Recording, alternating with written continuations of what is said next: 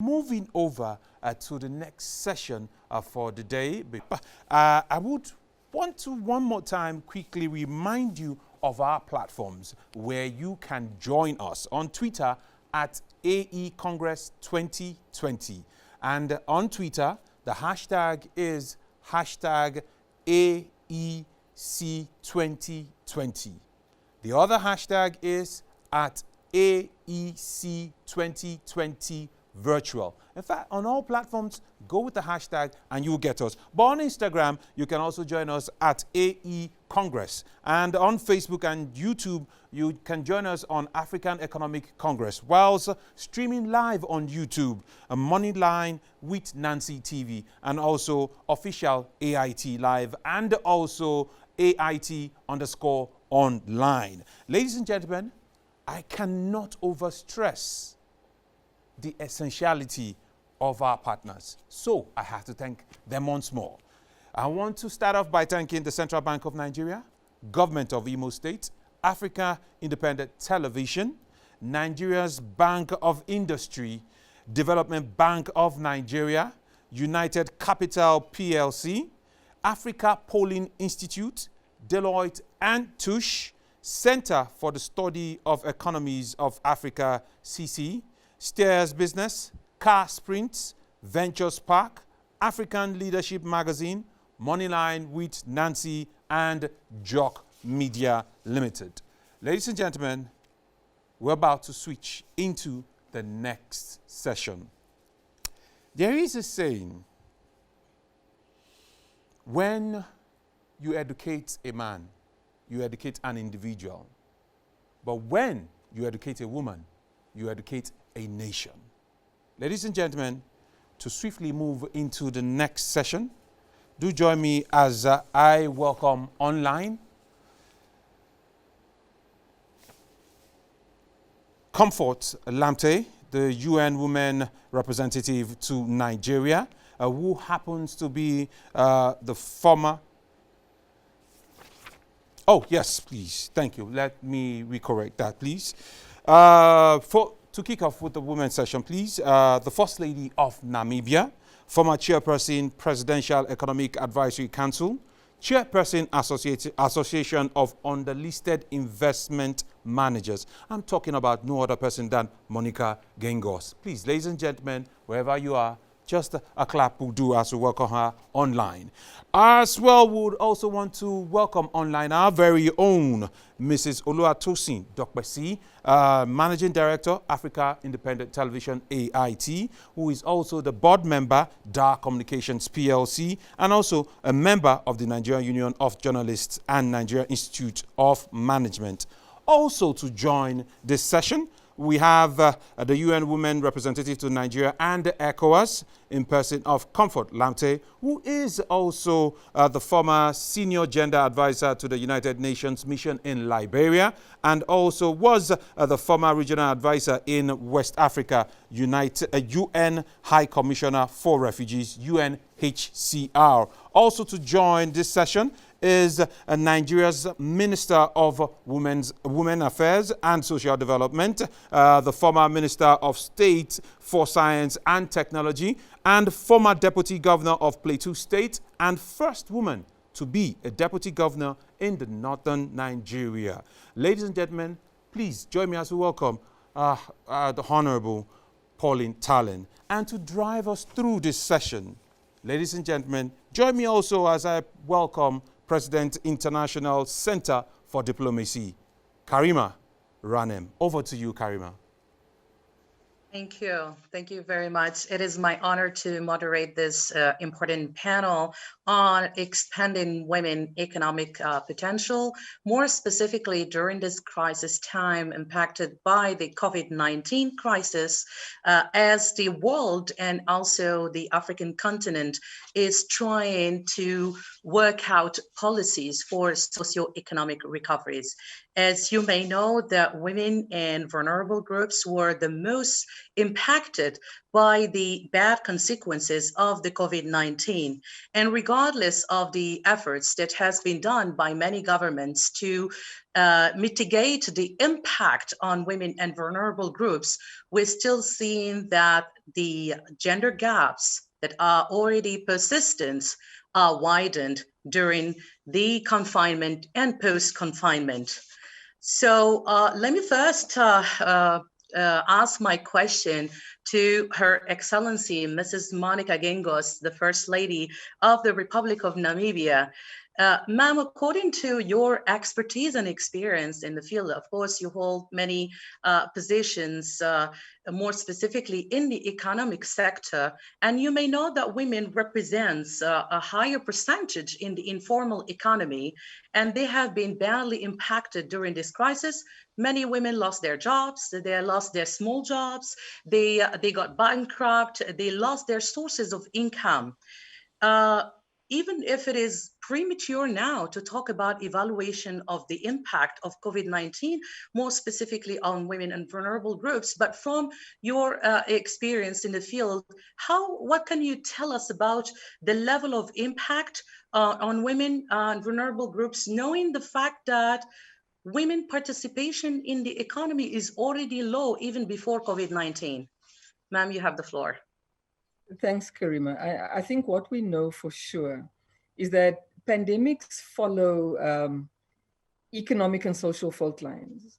So I don't think it's premature to make the statement that you made that it's going to affect women more. We know it's going to affect women more, because what pandemics do is that not only follow the economic and social fault lines, they also exacerbate whatever imbalances already existed. So in effect, pandemics are mirrors in which we can see the reflection of who we are as a society. So if the economic and social inclusion of women was low before COVID, we know for sure it's worsened.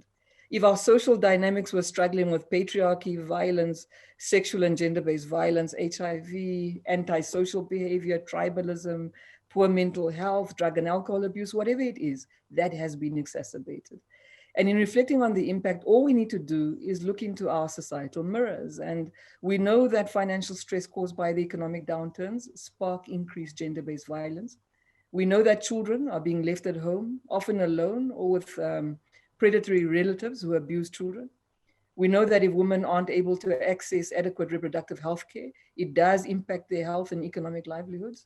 So as we look into this mirror that COVID has given us, we see single mothers and women in general being disproportionately affected, with no talk about the provision of childcare as a policy response. The mirror is showing us that there's inadequate shelters for gender-based violence victims and survivors. Mm-hmm. And despite the increased GB rates, we're not seeing the emergency spending being channeled into these areas. And the mirror is showing us that women working in the informal sector who depend on their daily earnings to survive, again, we're not seeing the necessary income replacement mechanisms being rolled out. So if anything, Karima, the mirror is showing us that when we commodify childcare, healthcare, or education, only the rich benefit. And COVID is an opportunity to press the reset button so that when we look in the mirror, we no longer see the ugly face of a society that consistently fails to protect its most vulnerable. So COVID is a threat and an opportunity for us to do things differently. Yeah, what you mentioned is quite important, ma'am. Of course, we know the problems and we know the solutions. Maybe we have gender-sensitive policies, but we're always having the problem at the implementation level. Do you think that we're not prepared in our response to these vulnerable groups during crisis time, or do you think that we need to change our approaches and maybe think of outside of the box of maybe working on certain different policies, maybe different from what we've been doing before? Absolutely, I think you're spot on. I think what COVID has shown us that whatever our structural problems are, they've become urgent. And it's not only from the perspective of gender, it's from the perspective of youth and youth unemployment and this demographic dividend that we are struggling to unlock. It's from different policy perspectives. I think what we challenged with here in this country where I live, called Namibia, is we've got a number of urgent issues that we need to resolve around gender-based violence, around HIV, around youth issues, and all of these are urgent. And we tend to focus on one crisis at a time, when the truth is we're going to need to have to multitask. We're going to need to bring multiple stakeholders on board. And I think the private sector also needs to climb on board, Karima, because we tend to leave our most complex problems to government. And the reality is, as societies, and this could be Nigeria, it could be Namibia, it could be any country, the reality in any society is that you cannot resolve your most complex problems by expecting government alone to provide solutions. We all need to provide solutions. Yeah, I'll come back to another complementary question later. Now, I'd like to ask Her Excellency, Minister of Women Affairs from Nigeria, Pauline, I've been following you. You rolled out your sleeves during this COVID-19 to assist women and vulnerable groups affected by the pandemic. And as we just talked, the gender gaps have been widened during this confinement and post-confinement, more specifically in the labor market. My question is, how have you been working with other governments and also other line ministries? Because, of course, when we talk about socioeconomic conditions, it needs a lot of coordination with other sectors, and more specifically in emergency time, we need more cooperation with different sectors. And my second part of the question is, of course, you've been in the field. Maybe you've documented new priorities that have emerged during crisis time. What are the priorities that you think we need to take into consideration in developing new future policies for socioeconomic recoveries? You have the floor, ma'am. Thank you very much for that question. Your Excellencies, distinguished ladies and gentlemen. The COVID-19 has posed a lot of issues, a lot of challenges that badly affect women. And women are most affected because most women businesses were badly affected because women deal with mostly the informal sector. And most of their day-to-day businesses were badly affected because of the lockdown. What women really need now is simply more of empowerment. They have been badly affected. Their children are badly affected. The issues of rape and gender-based violence have been heightened. The problem of hunger and so many issues affecting the family. The whole burden lies on the woman because she's mainly the caregiver, she's a mother, and her businesses have been crippled down. I actually took a survey of Nigerian women, women in the informal sector. So we had a survey with Nasima and SME.ng in Nigeria. Is an organization that deals with women in the formal sector businesses. And from the outcome of that survey, it was clearly shown that women were most affected, particularly those with in businesses in the informal sector. So we must find a way of empowering women at all levels, particularly those at the informal sector. The widows, the vulnerable are badly affected. Some have been abused. Some have been thrown out of their homes. So many issues. So we must find a deliberate way of empowering this class of women, particularly those within the informal sector, so that they can recover from their businesses that have been badly affected by the COVID-19. Yeah, ma'am, you mentioned an important thing, which is women empowerment. Of course, before COVID-19, we've been working with certain approaches of women empowerment, and you spoke about vulnerable groups, and more specifically, women in the informal sector.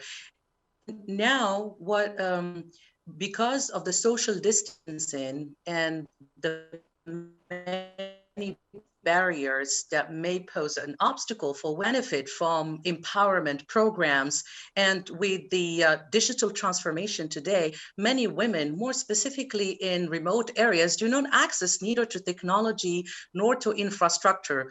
How are we going to make a balance in our empowerment programs in future for women, more specifically those who do not have access to basic services? Thank you very much. We have a structure. At the federal level, we have the Ministry of Women Affairs. At the state level, we have the Commissioners of Women Affairs.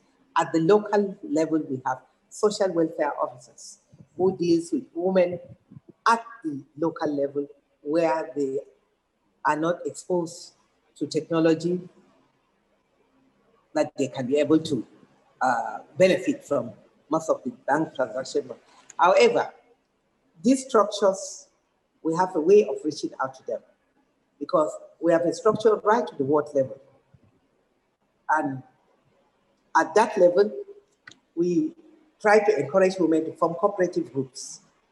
If they form cooperative groups, some go into farming, some go into any kind of informal trading. So within that, they can form themselves into 10 to 15 groups in a group. And they register, and once they register, the loan can be given to them and they can now start their business. That's how we support women at the local levels. Thank you, ma'am. I'll get back to you later. Now I would like to ask a question to Her Excellency, Mrs. Comfort Lamptey. You are representing UN Women and also ECOWAS in Nigeria, and recent UN report was speaking about the impact of the impact of the loss of the economies due to gender gaps. Here, the report says that sub-Saharan economies have lost approximately 95 billion annually due to the gender gaps in the labor market. And of course, the numbers are alarming for 2020 because of the pandemic. How can we promote more gender-sensitive policies, more specifically at the implementation level? And if you can give us a global picture about the role that UN Women played in this pandemic, more specifically that today international cooperation is much more needed to fight this, the consequences of this pandemic. You have the floor, ma'am. Thank you very much, and let me also join my hand in saying good afternoon from Abuja to all the excellencies present.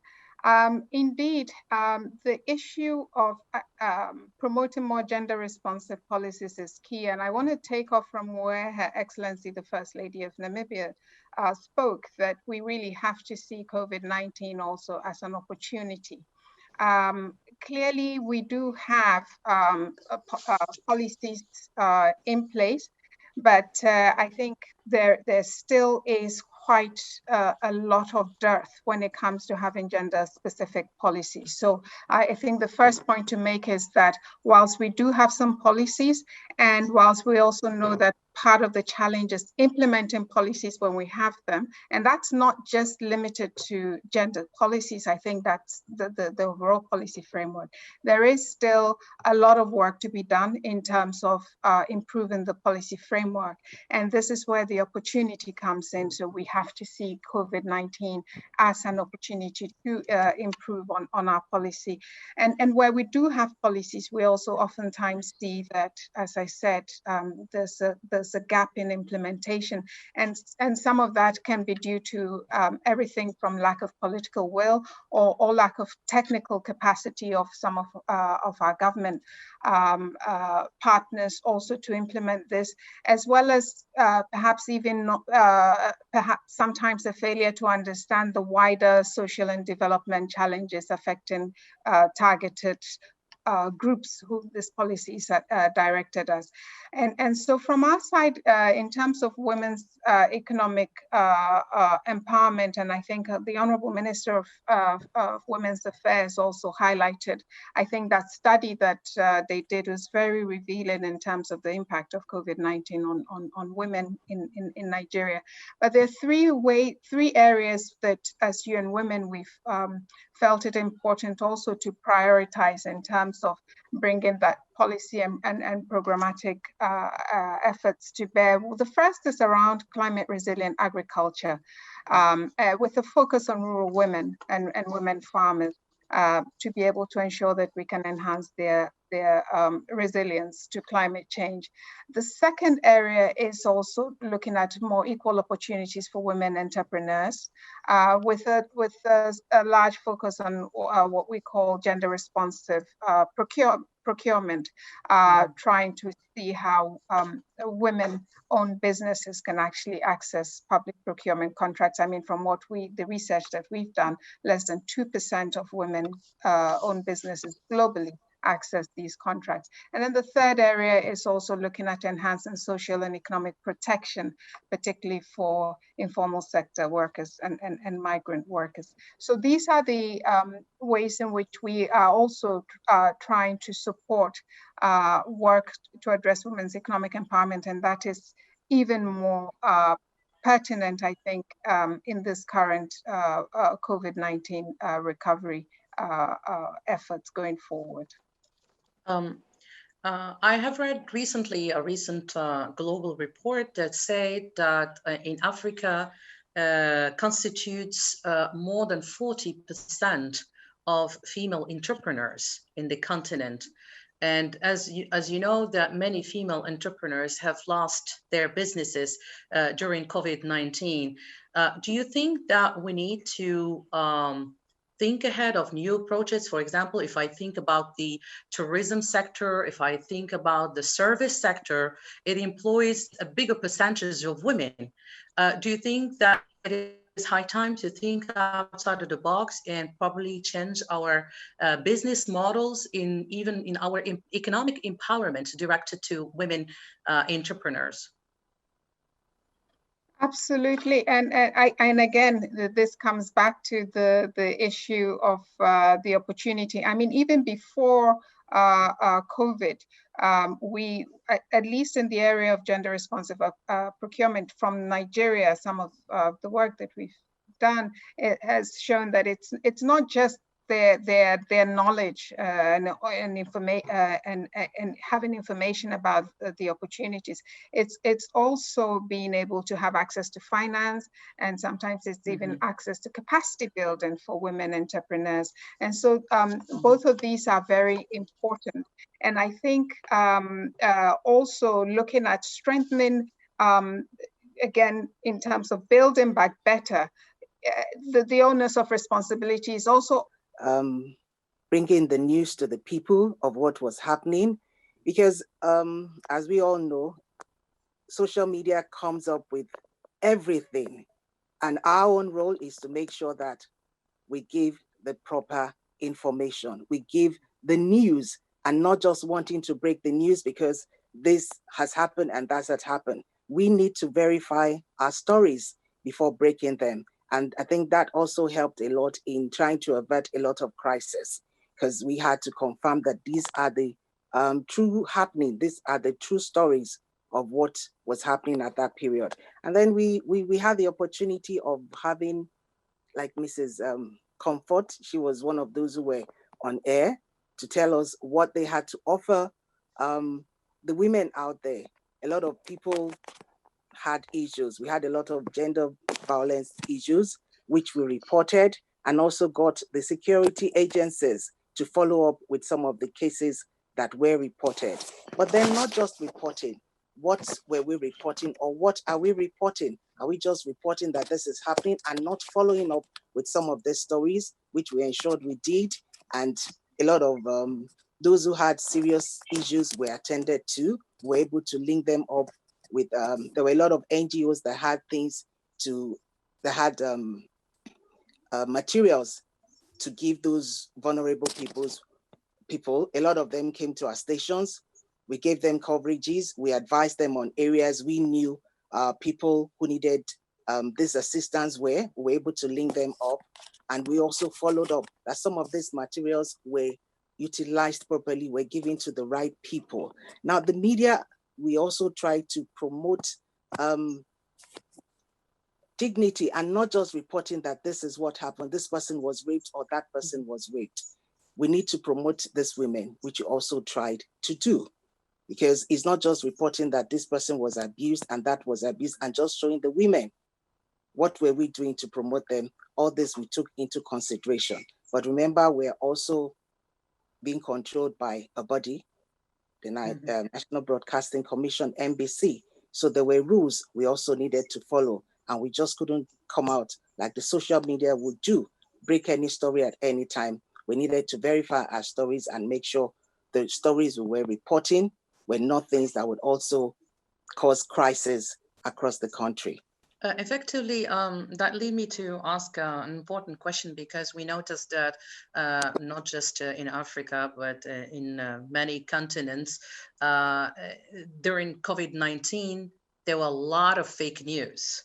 So, more specifically on social media, and more specifically on women and vulnerable groups, when it comes to gender-based violence or other types of issues. How did you deal with these issues from media perspective while reporting, gender-sensitive reporting about issues related to COVID-19? As I said earlier, we needed to be sure of our source. That's the most important thing first. Who is giving you this story? Who is your source? And you go to the source to confirm, and not just wanting to be the first to break a story.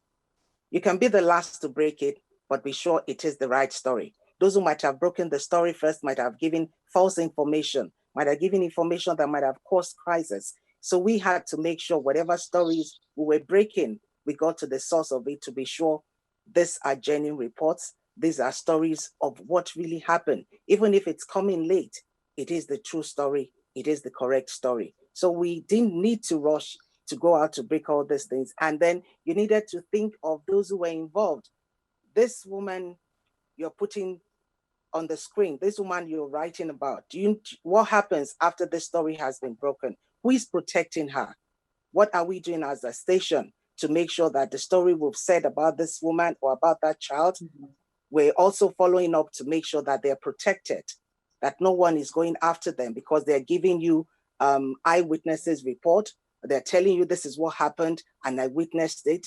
And those whom they might be reporting might be out there to go after them. So we also needed to make sure as you are using this source, you have it at the back of your mind that you needed to protect your source. Thank you. Thank you so much. I'll get back to you again in my second part of the questions, but let me go back to the First Lady. You held several positions, including former chairperson of the Presidential Economic Advisory Council, secretary of the steering committee as an expert in the field. What is your perspective more specifically on gender-responsive fiscal policies? How can we strengthen fiscal space and budget priority to support women that are affected by COVID-19? More specifically today, we're speaking about an unknown fiscal landscape.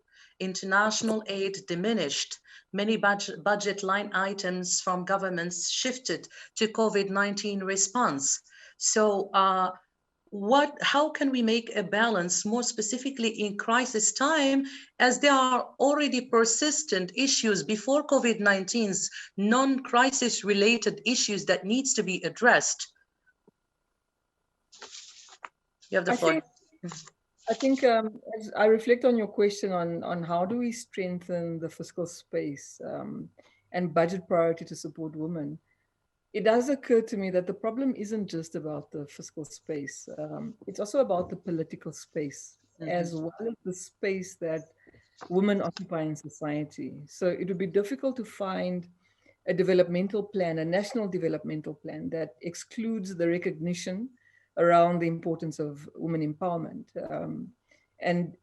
But the challenge is that it's equally difficult to find a national developmental plan that actually allocates funding to women's empowerment in a very clear way. And there's so many studies that speak to the fact that macroeconomic benefits of greater gender inclusion, but there's so few examples of where it's done properly. And we clearly need to address this disconnect between what we say about women's empowerment from a policy perspective and what we end up actually funding.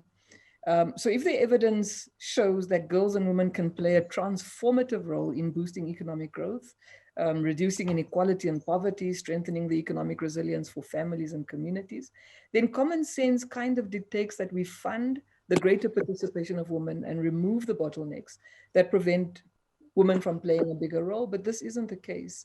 And one of the challenges I saw on all of these high-level advisory bodies was the lack of timely and reliable data. So in relation to assessing women, there was also no gender disaggregated data. So you're trying to solve a problem that you don't fully understand. And given these budget constraints that you're talking about, you must apply your money in the best possible places. So you must prioritize, but how do you prioritize without data? So if data was available, it was either unreliable, it was maybe dated and sometimes unusable. So some suggestions on expanding the fiscal space is reforming the institutional, political and social barriers that bottleneck and deprioritize the specific needs of women. We should also do a little bit work in terms of costing the ability for women to juggle their work and family lives. That's things that looking at our maternity and parental leave, looking at affordable and accessible childcare. We did talk earlier about the burden of women having to be workers. We needed to become teachers for our kids and all the unpaid labor that we do. And also funding the protection from sexual and gender-based violence, not only in the home, also in the workplace. Another one is obviously ensuring comprehensive and timely and reliable gender disaggregated data. And then we need to scale up and sustain social safety nets for all vulnerable citizens, particularly women and children. And how we do that is really by focusing on reviewing how our political, social, economic, and institutional dynamics are structured. So the question will then be, if you want to scale up social safety nets, how do you make them fiscally sustainable? And what we need to do is the obvious, whether it's covered or not covered. We need to get rid of wasteful expenditure. We need to really bring and have a zero tolerance for corruption, because every single dollar misspent is a dollar that needs to go to social safety nets, which preserves social cohesion. We also need to stop working in silos and integrating solutions, which includes the private sector, because as I said earlier, government can't solve our most complex problems on its own. And all of that requires our mindsets to understand that it is more expensive to allow so many of our citizens to feel so left out. And in talking about fiscal sustainability, I'm reminded that we need to be more conscious that equal representation in all sectors matters, because if policies are developed in the absence of those affected by them, the policy will not be sustainable. And I really want to repeat something that was said by Comfort about this disconnect between policy and implementation, because that disconnect starts right at identifying the problem. Then there's a translation problem into the policies that we draft, and then another problem in the implementation. So we really need to narrow these disconnects if we're going to get the fiscal sustainability right. Exactly. I think that's a very valid point, because if we talk about the fiscal landscape, and if we talk about implementation, I can give, for example, the example of the budget, the sensitive budgeting policy that many African countries have implemented, yet it is not really translated into the daily life of women. So there is a big disconnect between the policy and the implementation. And also, according to the practice, even the legislator many members of the parliament have difficulty in reading and translating disaggregated data while discussing the annual budget. For example, now many African countries are discussing the annual budget premature discussion or urgent discussion of the budget because of the COVID-19. But if there is no capacity building of these members of the parliament to better read these data, it would be very hard to translate this into the reality. Yes. Would you like me to comment on that? Yes, exactly. So Karima, my comment there, and I don't want to be rude, is that I don't know how to say this diplomatically, so I'm trying my best to figure out the right words. But the truth is this: if we've got parliamentarians who can't read budget statements, if we've got ministers who are running multi-billion ministries who don't understand balance sheets, I'd like to suggest they shouldn't be there, because our problems are too serious at this point for us to continuously have leadership who needs to drive the change that we need, who struggle with conceptualizing the basic issues that need to be addressed. So the reality is, I think if we're not careful, COVID is not just going to be a public health crisis. I think it's going to snowball into a political crisis, because I think our people are going to become impatient with our inability to get the basics right. Right. Thank you so important. Yeah, thank you so much. That leads me to ask a question to Minister Pauline. Minister, how can we remove, in your opinion and from your perspective, socio-political and structural barriers that are constraining women development and empowerment in Africa? Maybe you can develop a little bit more about the empowerment program you just talked about earlier. Thank you very much. Generally, you'll agree with me that across Africa, most of our budgets are not gender sensitive. Our budgets are not gender sensitive because somehow not enough attention or importance is attached to women issues. But the budgeting is so scattered across different ministries. So we need to reach out to the various MDAs and other sectors to see what we can get, because women issues are across borders. And training and retraining is key, particularly with the challenges of the 21st century, learning to ensure that women are computer literate, women are trained in, even at the rural areas. Even if it is into agriculture, they must be trained. We've just finished a training program for women in agriculture in our Women Development Center, and we intend to train more of that. We need to train and retrain women to get them fit into the challenges of the 21st century and to fit into the challenges affecting the economic challenges facing them. So this is key. Getting them involved through training, and we have various agencies that are organizing training programs for women. After the training, then we give them status pack in order to set up their own businesses. Thank you so much. Mrs.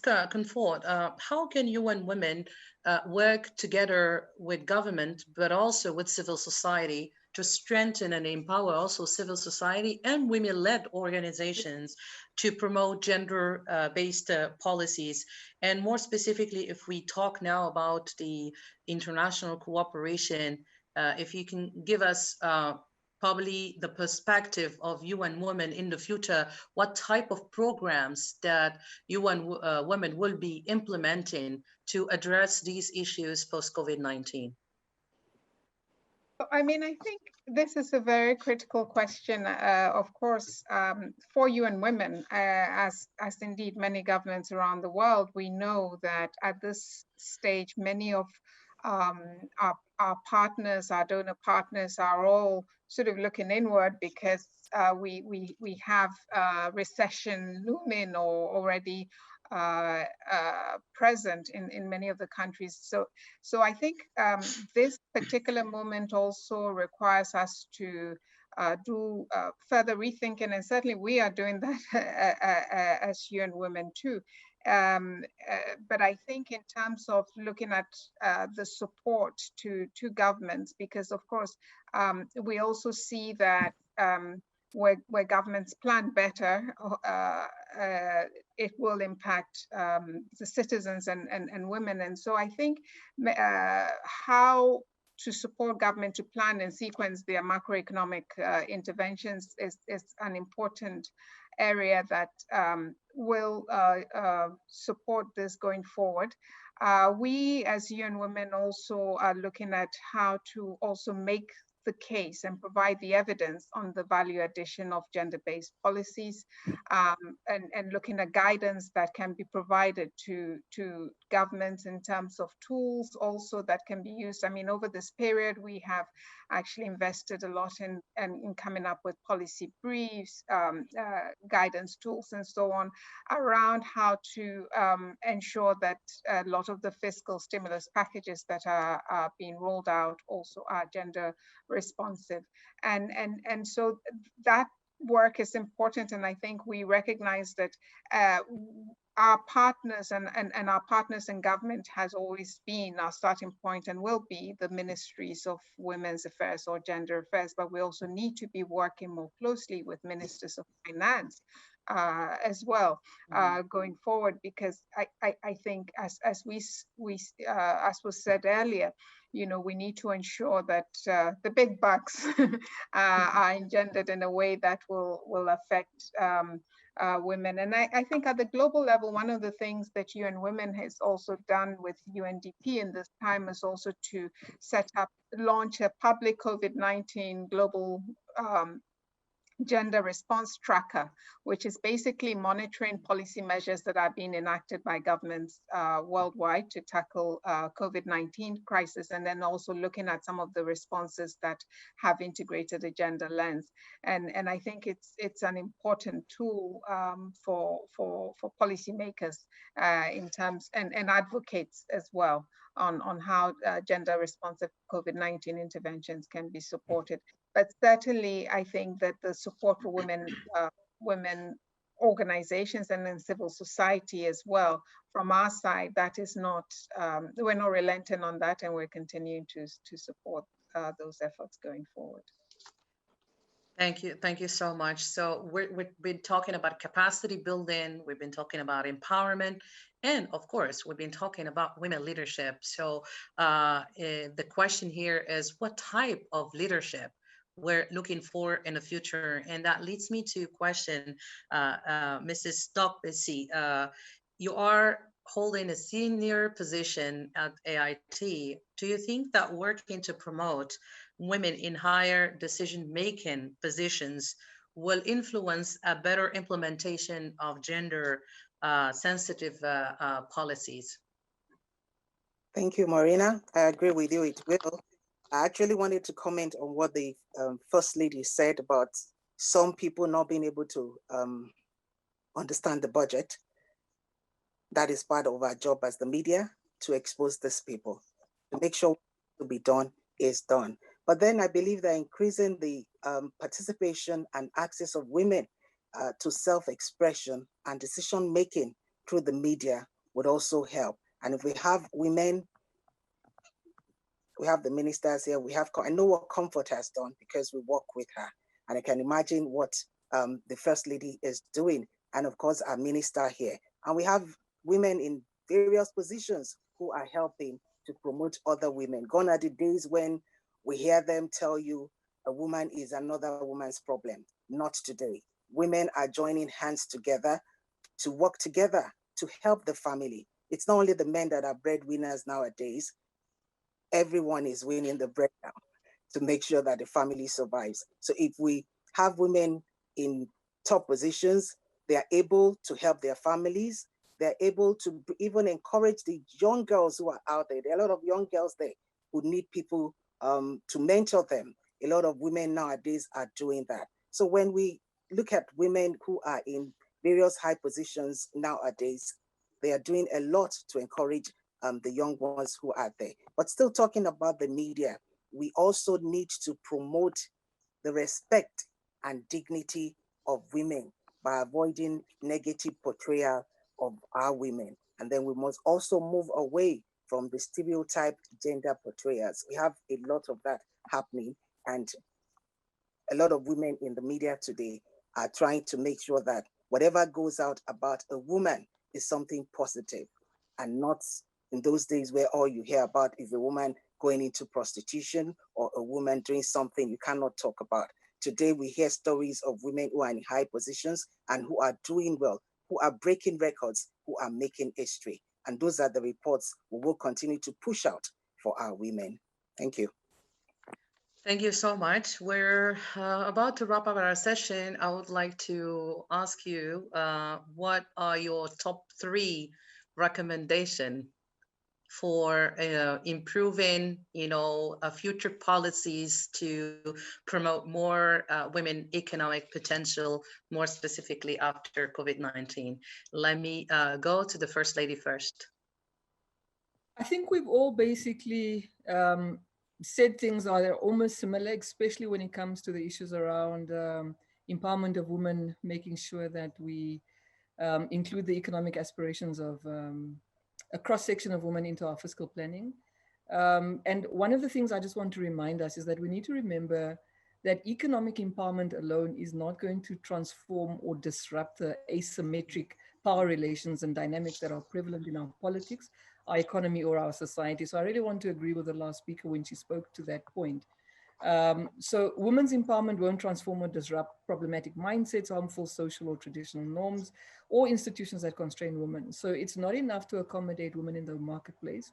It will only be enough when we transform and disrupt social and power inequities. And that's not just about economic empowerment. And that means what we need to do, Karima, is we need to have an honest evaluation of the economic, social, and political systems that are producing and reproducing the inequalities that COVID-19 has really reminded us about. We've talked to the issue of data, and we've talked to the issue of funding, the issues of women's inclusion that we keep on speaking about. So I think I just want to wrap up by quickly saying that we've got a lot of work to do, but COVID has shown us that leadership does matter. And that where there is political will, anything is possible. And I'm not suggesting it's going to be easy work, but I am saying it can and it must be done. Thank you so much. Thank you so much. Mrs. Pauline. Thank you very much. I want to sincerely thank you for putting together this program and to get us rub minds on issues affecting women. And I want to specifically also thank my dear sister, Mrs. Dokpesi Oluwatosin, for doing a lot. Their TV programs or their outfit is always supporting women issues. And I must commend her for that. We need more women in the media that could push and promote women, which she's doing. Comfort Lamptey, we're working hand in hand with her, and the UN Women in Nigeria are doing quite a lot to support all our programs. But you'll agree with me that women issues are so huge that all hands must be on deck, and we can never get tired. We need legislation to get some of these issues through. We have the political problems, women participation in politics, because we need more women in politics, particularly elective offices, so that they can be a voice to ensure that some legislations that affect women can pass through. But with the he for she that has been demonstrated by the United Nations, is also, we are also promoting that and getting more men to speak for women, and we are getting those. There are so many of them that we acknowledge as a he for she, because women alone cannot do it. We've been talking and talking and crying for years over. We need more men that will believe and add their voice to the issues affecting women. Yes, empowerment is there, but training and training, we must keep updating and training our women to be meet up the challenges of the digital economy. And finally, I want to appeal to women across the globe that the struggle continues. We can't give up.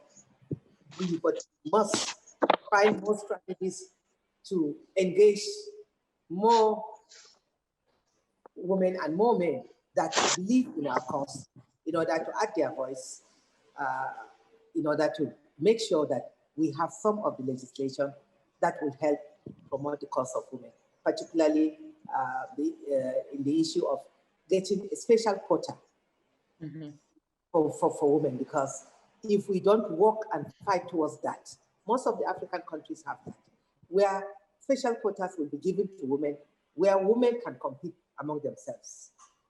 That would help, so that at the end of it, at least, it's a woman that emerges. Because we need political leadership. We need women participation in political leadership in order to make the difference in policy. Thank you so much. Mrs. Comfort? Yes. So I probably want to suggest two things. The first is that as we work to design gender responsive policies, we also have to make sure that these policies are accompanied by clear implementation plans and that are also funded in that respect, because oftentimes that's where we experience that breakdown between the policy and then the implementation. And also that as we look at the post-COVID responses and recovery policies and efforts, we need to recognize that building back better would require a very multi-sectoral, multi-stakeholder approach, and we need to value the role of civil society also in this effort. I just want to reference one example of which I believe can be elaborated. It was during the height of the crisis when UN Women collaborated with the Ministry of Women's Affairs to actually target palliative support to the most vulnerable women.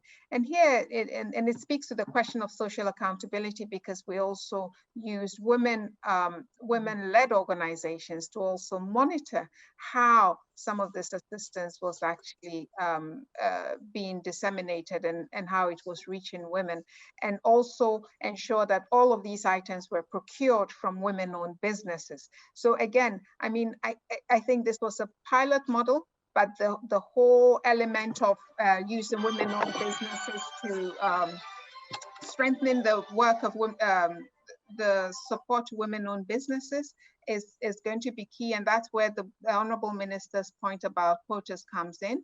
We have countries like Kenya that practice affirmative procurement, gender-responsive procurement, and we need to see how within the post-COVID response, these sorts of measures can also be strengthened, and also civil society organizations can also be empowered to monitor how some of these resources are being dispersed. Thank you. Thank you. And the last recommendation from Mrs. Dokpesi. Thank you very much. Comfort has said it, there are a lot of policies that we must follow up are properly implemented. Several policies that are meant to support women but are not being implemented, we all need to follow up and ensure those who need to act. And then there is the issue of challenges of traditional norms, cultural norms, society norms. A lot of these are affecting our women.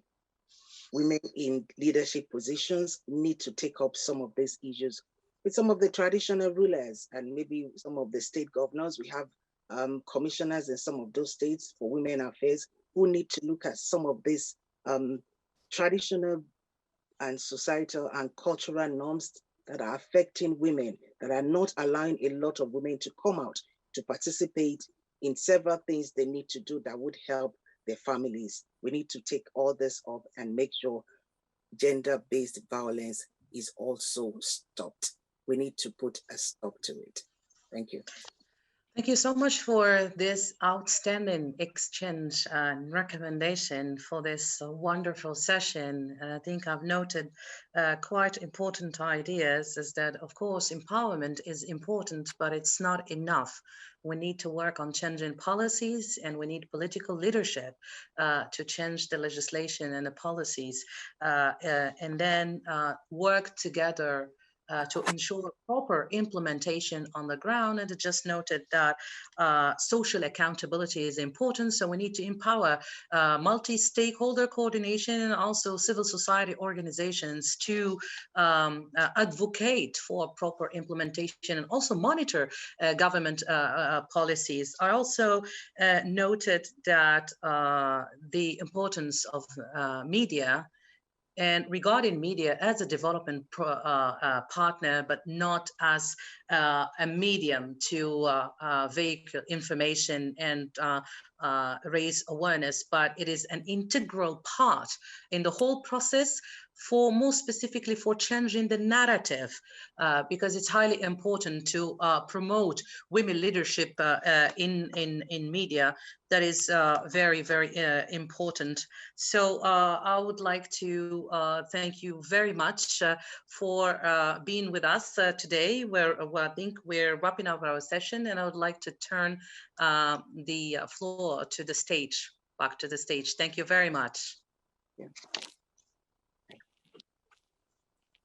Thank you so much. Well, there you have it. Thank you so much, Mrs. Karima Rhanem, the President, International Center for Diplomacy, on behalf of the CEO and founder of African Economic Congress, in person, Nancy Nnaji. She extends her warmest regards to our speakers, the First Lady of Namibia, Her Excellency Monica Geingos, our very own Managing Director, Africa Independent Television, AIT, Mrs. Oluwatosin Dokpesi, and also thank you to Ms. Comfort Lamptey, the UN Women Representative to Nigeria and ECOWAS, and our very own Honorable Minister of Women Affairs and Social Development in Nigeria, Her Excellency Dame Pauline Tallen. Thank you so much for making our time to make this session a memorable one.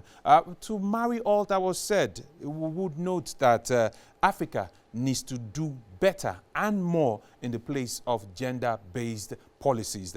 But as we gradually wrap for today, I would want to also remind you that tomorrow is the third day and the last day of the conference. So make sure you join us on AIT via your television platforms, but also join us on our social media platforms, Twitter at AE Congress 2020, Instagram at AE Congress, Facebook and YouTube African Economic Congress.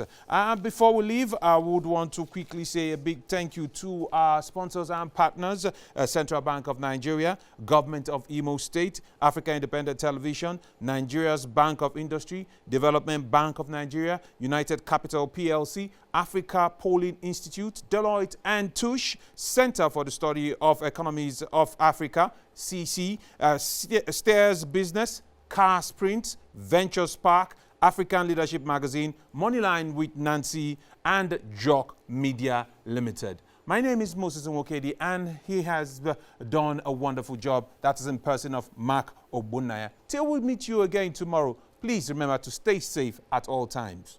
Good night.